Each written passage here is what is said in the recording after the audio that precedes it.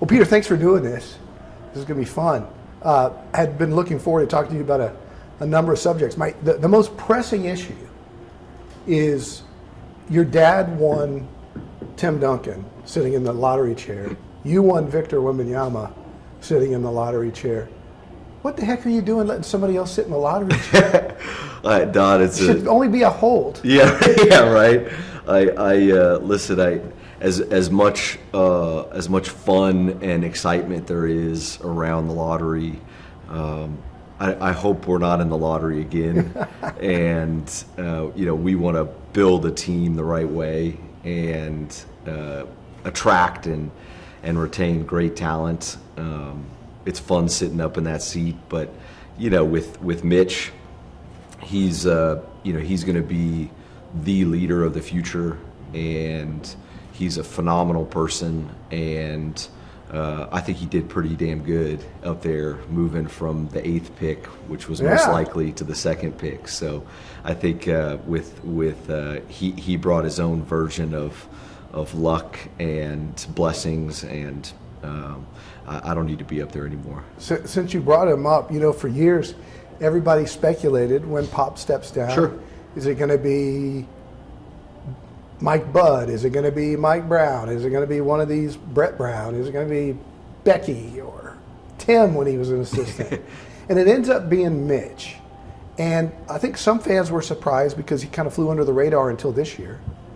But he's a guy that has impressed you guys for a decade now, and kind of was Pop's, hand-picked guy, right? Well, you got to give Pop tremendous credit around developing people. I think that's kind of a underlying theme of all those speculations that are out there around all these wonderful people that are out there in the NBA, in sport. Pop jokes, well, it's just because I'm old, but that's a bit too much humility from Pop. He is a proponent of listening and developing people all around the building, and Mitch is a great result of that. But I'll also say that Pop doesn't have a handbook he gives to people and say, do this and you'll become a head coach one day. He is very much a two-way street on development. And so Mitch did a phenomenal job of taking those opportunities, looking at those doors, and running through them full speed. And he is a person that has this tremendous combination of humility and an immense will and drive. And I think that combination is something that is really fundamental to the Spurs, and he just embodies our core values, and we're really excited to grow with him. Other than your kids' party keeping you up at night, I was going to ask you, what keeps you up at night more, Project Marvel, or wondering if Victor's going to come home, or spend the rest of his days walking the earth in search of total consciousness? Total mastery?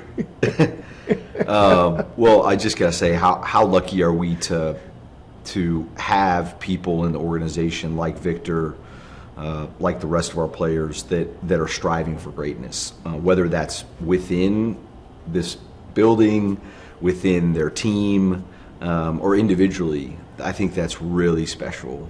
And to answer your question directly, the foundation of the Spurs is built on a culture of core values. And at the heart of those core values is, to oversimplify maybe, is do the next right thing. And we have so many good people around here that their intentions every day, every minute is do the next right thing. And are we always perfect? Or are those people always absolutely perfect? No, of course not. But I sleep very well at night because we have ethical people trying to do the next right thing and trying to be of service to others. And that makes me sleep really well at night. And yes, there are exciting, challenging things at hand, but what a what a great opportunity that is. If everything was just easy and gravy, then we'd be bored. So I would say that these are exciting opportunities in front of us, and we believe that as long as our intentions are do the next right thing and be of service for positive impact, then hey, you leave the rest up to the world. Let me ask you this. In bringing up Victor, we're all talking about Project Marvel. We're all talking about this new arena. Did winning the lottery and drafting Victor Wembanyama speed up the need or the timeline on a new arena downtown? I would say it's fortuitous timing. I don't think that it sped it up. The Frost Bank Center has been an amazing home for us. The public-private partnership that built the Frost Bank Center, that's owned by the public and operated by the Spurs, and the rodeo, that partnership has enabled tremendous success for the Spurs and has enabled what I would say is immense positive community impact. And the life of those arenas is roughly 30 years. It's one of the reasons why the lease is what it is. Yeah. And so the idea was a couple years ago to start looking at what's the next phase of our journey that can enable our success, that can enable an amazing fan experience, that can help our community, that can ensure that the Spurs can be successful, that we can punch above our weight like we have been for the past 25 years. And it became very apparent through that exploratory process that having an arena, a home for the Spurs in the urban core is the best for all stakeholders going forward. So in that vein, punching above your weight, for those who may not know or understand, San Antonio being a small market, other teams paying $200 million for their payroll, you guys paying $100 million, puts you at a huge disadvantage. Did you guys ever land in the top echelon of payrolls when you had Tim, Tony, and Manu? Because what I'm asking is, you get what you pay for, right? Yeah. I mean, the guys winning the championships, Boston last year, among the very top. And if I read in between the lines, what you're saying is if we want to pay Victor, pay Castle, and pay Dylan Harper, then we're going to have to continue what we've been doing in the past. Absolutely. The way that the NBA works is that the big markets have an advantage. They have an inherent advantage when it comes to their revenue, the dollars that they can bring in versus the dollars that the most other teams, the 30 teams, can bring in. Television contracts, et cetera. Absolutely. And so we have to have a formula, an infrastructure that allows us to field a roster that is, it's going to have to be in the top 5, top 10 for us to have sustainable success like we had in the past. And we did that. You know, people don't know, but we paid into the luxury tax 8 times during that magnificent run of the Big Three. But even in those times, Don, we were not the top. We were maybe never, but rarely were the top paying salary team. But we had to be in the top 5 if we wanted to compete in a sustainable way. And so for us to do that, but not completely bankrupt our business and go through huge swings every 3-5 years in team performance and revenue performance and manage the business in a chaotic way, if we don't want to do that, which I don't think our city wants, I don't think our organization wants, I don't honestly think the NBA wants that we have to have these structures in place where there is collaborative investment to enable success. Are you using Oklahoma City as a gauge? Their arena is newer than yours. and yet they've already begun the process of building a new one. And they had a very forward-thinking mayor who pushed that, and the taxpayers are doing that to a much bigger degree than you guys would, right? Yeah, their formula is a very direct sales tax, and the city there is paying, as I understand, 95% of the construction of the new arena. And when we talk with Oklahoma City officials or read the press, they're a community that knows what it's like to not have a professional franchise, and now the joy, the unity, the exposure the city has gotten from having a professional team, not only a professional team, but one that's well run, one that has had sustainable success, one that gives back to the community, much like the Spurs. I think they've seen, hey, we are willing to make a significant investment to ensure that not only are they rooted in Oklahoma City, but they have a foundation so that they can go be successful on the court, off the court. And I think that, to be very clear, we're not asking for that type of formula. We're willing to make a significant investment, like we have in the past, in the arena that we play in the Rock where we're sitting today. We're willing and able to make a significant investment, and we want this to be a true partnership to where the new urban core arena is a home that we can all be proud of, that can be first class, that can be the best fan experience, and enable San Antonio to thrive. The devil's in the details, though, right? And that's where you're getting a little bit of pushback these days, and that is who's going to pay for what. And I get it. I've heard your answers on, we don't know yet what the total cost of the project's going to be and all of that. I think people kind of want to know, what are you guys willing to pay?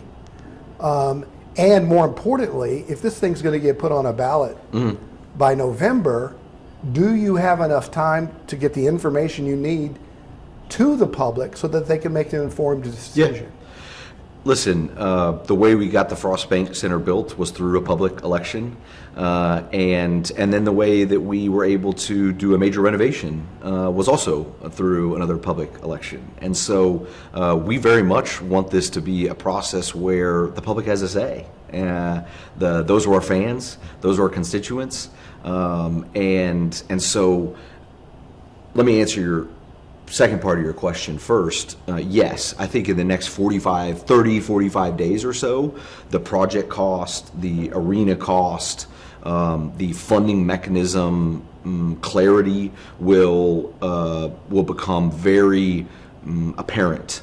And we will be able to share with everybody, hey, this is the proposal on who pays for what, how it gets paid, where the money comes from.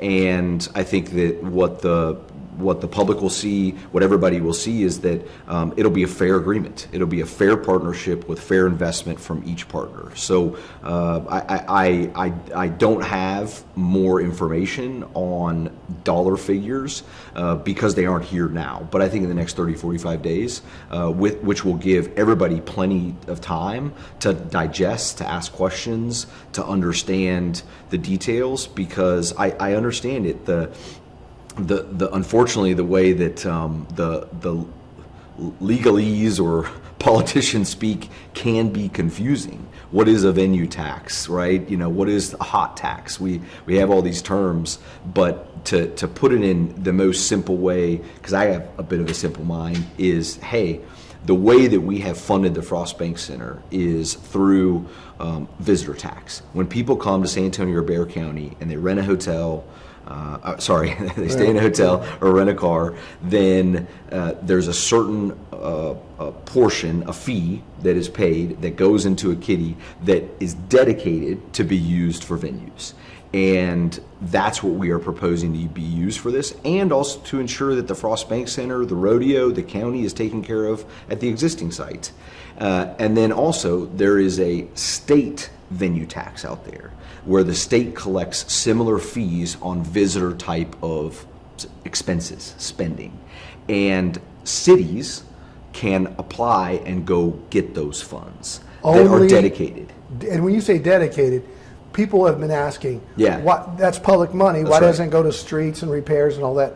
The state makes clear it's only dedicated for convention space. That's right. Arenas, and basically big venues that draw tourism. That's right. That's right. And so we think that, hey, this money is out there. It's dedicated. It would be a disservice to our community for us to not try to go leverage those funds to not only help some great tactics, opportunities, advances, whether that's an entertainment district, whether that's a convention center, whether that's the Spurs, but also help really catalyze the urban core to ensure that there's this accessible, wonderful, joyous space that all of San Antonio can benefit from. Yeah, I think everybody, when we saw the plans, I mean, something everybody got excited about. I mean, I get excited about when I see a Maserati, but I know I can't afford it. So I think people want to know, can we afford it? Yeah. And I think that's where people are right now. And I'm not going to hold you to a figure, but between we talk about 1.5 billion, Sure. right? And you got the city and the county and you guys. If everybody paid a third, it'd be $500 million Yeah. for you guys. To be clear, you guys are prepared to put up hundreds of millions of dollars to make this happen. Absolutely, yeah. We don't know if the arena will cost $1.5 billion. We don't know if it'll cost $1. If you look out there at the arenas that have been built in the last 10 years, the dollar figures are all over the place, from 700 million to 3 billion. And so we want to ensure that there is a arena that is the absolute best for our fans. We have the best fans in San Antonio, and so building a space where that can continue to thrive, that San Antonio Spurs fans and concert goers and people of the community can be really proud of, hey, a space that belongs to us, that's for us, that the public owns and the Spurs make great, then I think that's what we're going to do. And the Spurs are absolutely willing to invest hundreds of millions of dollars as part of the partnership to ensure that's successful. Let me ask you this. A lot of old owners from the old ABA, there's 25, 30 of these guys left. You brought in Michael Dell, Sixth Street Sure. Partners, Joe Gebbia, Paul Vieira, and others. Was that a strategy move to have these deep pockets, part of the ownership group, to help you guys have the capital for things like The Rock and things like a new arena? Was that something that was thought in advance to bring in these investors for this capital for a small market team? Well, I want to be clear about one thing. The Holt family is the controlling owner For sure. of the Spurs, and we have full authority. And those partners came in because of our success. They were excited to be part of San Antonio's success and part of the Holt family's legacy and the wonderful people that have made the Spurs so successful. That's the community, that's the players, that's the coaches, that's the leadership. We are a very, very unique sports franchise. I would argue there's not one like us in the world. And so they were attracted to us. Sure. And that's I think a wonderful, unique point that maybe doesn't get talked about. The other thing I want to mention is since the Holt family has been the controlling owner of the Spurs in the mid 90s, there's only 4 other ownership groups out of the NBA 30 teams that have had the same owners. And this is a long-term engagement that gives us such pride and joy and purpose, and we are very committed and super loyal to the Spurs, unlike, I would say, most other ownership groups out there. And so to answer your question directly around the new owners that have come in, we feel like that having a partnership group that is diverse, that is sophisticated, that is progressive, that is dynamic, has always been important for the Spurs. And in this next phase of our journey, as some of those minority partners in the past, like AT&T, like iHeartMedia, as Aramark, as they wanted to exit, that we brought in a similar but maybe even more creative and more dynamic group that has both local investors.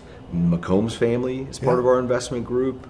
Kim Lewis, we have wonderful local investors, SWBC, and dynamic investors that maybe don't call San Antonio their home, but believe in the San Antonio Spurs and believe that our legacy is one that is a living legacy. And so what they can bring to the table, I think, is very dynamic. And is that strategic thoughts? Is that capital? Is that partnerships? Is that networks that we can tap into?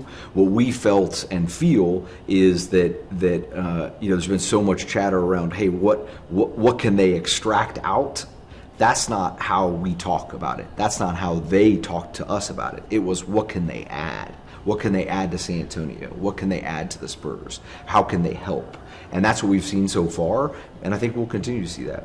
So let me ask you this. When the polling came out, 40 this way, 40 this way, 18 undecided about Project Mark, what were your initial thoughts and reaction when you saw those numbers?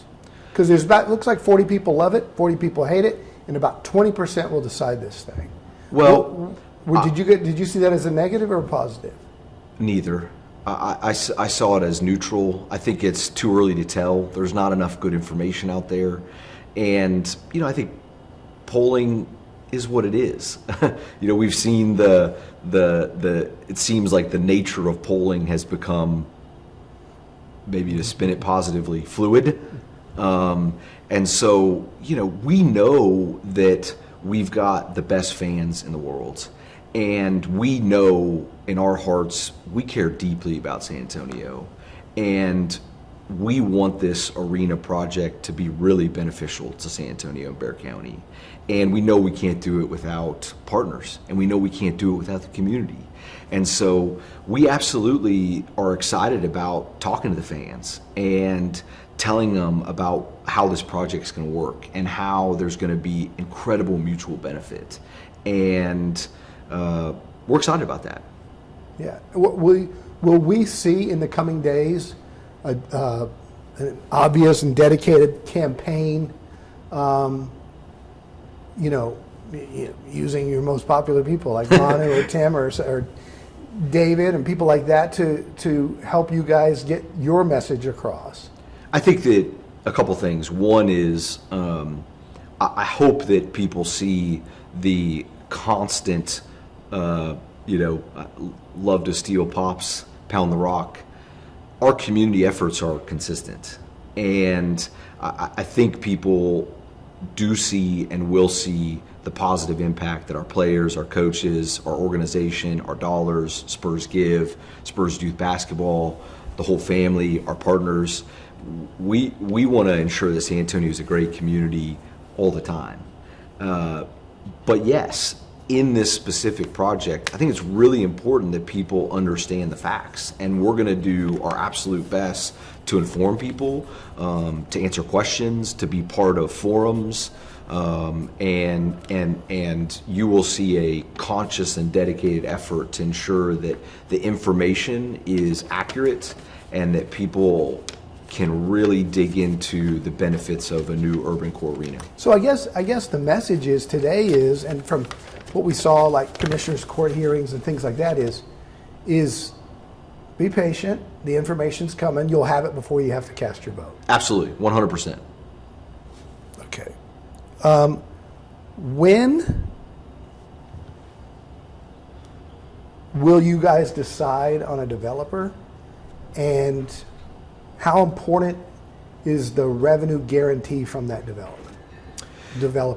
Yeah, I think that we're pretty early in the process on the development side of it. That is obviously important for the overall ecosystem of this urban core entertainment district to be successful. But that's not an imminent decision. I think that it's a parallel process as the arena project and process gets done. So I would say in the next 6 months or so. Okay. Let me ask you this too, because I was interested in about this. From the very beginning, Project Marvel had a nickname, you know. It started to leak out. There was just, it seemed that whether it was the city or whoever, that there was this air of secrecy about what was going on. There were NDAs signed and all this information. And I think that has caused some suspicion among voters, like these things are going on behind closed doors and we don't know what's going on. Do you think that, you know, from the very beginning, the air of secrecy has hurt the image of this campaign in a sense that people are like, they're keeping something from us? I don't know, to be honest. I think that what I would say is the fans and San Antonio residents and Bexar County residents have a wonderful opportunity to participate in this process by voting. And so whatever may have happened over the last 18 months, in my opinion, hey, there's going to be very clear ballot language with a bunch of supporting facts that voters can decide on. And we think that San Antonio deserves a world-class arena for the Spurs.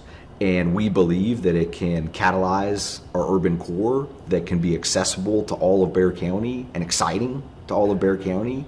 And to have visionary leaders like the county, like the city, like folks like UTSA, the rodeo, that are excited and supportive of this. I think that people of San Antonio, people of Bexar County, they're going to have a very clear and transparent next couple of months to see all the information and to say, hey, I love the Spurs. I love San Antonio. This is the right thing. We're going to get this done for us. And us means the Spurs. I know you hate this question, but I got to ask it. And if they don't, what happens? I think, Don, that what I am incredibly encouraged by is the level of care that people have for this project. It means that people are really excited about the future of San Antonio, and they're really excited about the future of the Spurs. We have a generational talent. We've got an incredible new coach. We've got an exciting future ahead of us. And to enable that group, our group's success, we need a partnership to build a new arena downtown. And I'm excited and encouraged that that'll get done. I want to talk to you about you for a second about basketball. Sorry to interrupt, you have 10 minutes. Okay. I don't want to do anything on the court. Just want to make sure. Are we going to be able to get on the court with Jeremy down there? Yeah, as long as it's just him. I can't see Okay, you. got 10 minutes. I got one or two more questions and we'll run down there. Sure. I don't remember your dad being a basketball nerd like you are. Like I see you at Vegas, Summer League. I see video of you scouting guys in Europe with RC. You grew up as a kid in this organization, loving basketball. Do you just love everything we're talking about? Draft pick, Kevin Durant, trade talk, the Bryans, guys in those boiler rooms where they're throwing stuff against the wall, wondering what's best for the roster. Do you love that kind of stuff? 100%. When our family first got involved with the Spurs, I think people may not know that story, but I was born in Corpus Christi, Texas, and we moved here when I was young, and the Spurs were the way that the city welcomed us. And I think the Spurs are the way that a lot of people get welcomed to our city, whether that's newly welcomed or they've maybe been here their whole life and become a fan later. I don't know. The way that we were welcomed when I went to Spurs camps as a kid. I did too. When we got season tickets at the Alamo Dome, when my dad used to go from Corpus up to Hemisphere before, it didn't matter where you were from. It didn't matter what you looked like. It didn't matter how many $100 bills you had in your wallet. Hey, you grab a popcorn, a beer, a soda, and you talk about the team. You talk about what's going on. You cheer, you cry. Like, you go downtown and honk, you know. You complain about not being in the playoffs, right? You complain about losing this player. You get mad at Pop for not making that sub. That's how we entered the Spurs. That's how we entered San Antonio. And so when we became part of the ownership group, it was that lens first. It was fandom and it was community. That's how we got involved. It was not for other reasons. And there was a threat that the Spurs were going to leave in the 90s. And so that's why our family got involved. And so when we go to games, when we talk about the Spurs, it's from a fan-first mindset. That's where our first priority comes from. And so that's how I grew up. And so, yeah, I'm also a geek about basketball. I watch as much as I can, and the opportunity that I have and that we have to see behind the curtain and to help enable some of the amazing human potential that happens out here, and then to see how that inspires others is very special. And I'm super lucky that I get to be a super fan that, you know, gets to peek behind the curtain. That's so awesome. whenever I get that opportunity, that Brian probably hates it, because I'm the giddy kid still that has, In the back- 30 questions about, well, how long is his fingers and does that make any sense? You know, I mean, just silly stuff. But it's such a, the Spurs are just a gem. They let you take home tape of Dylan Harper? No comment. No comment. Let's go downstairs. Good.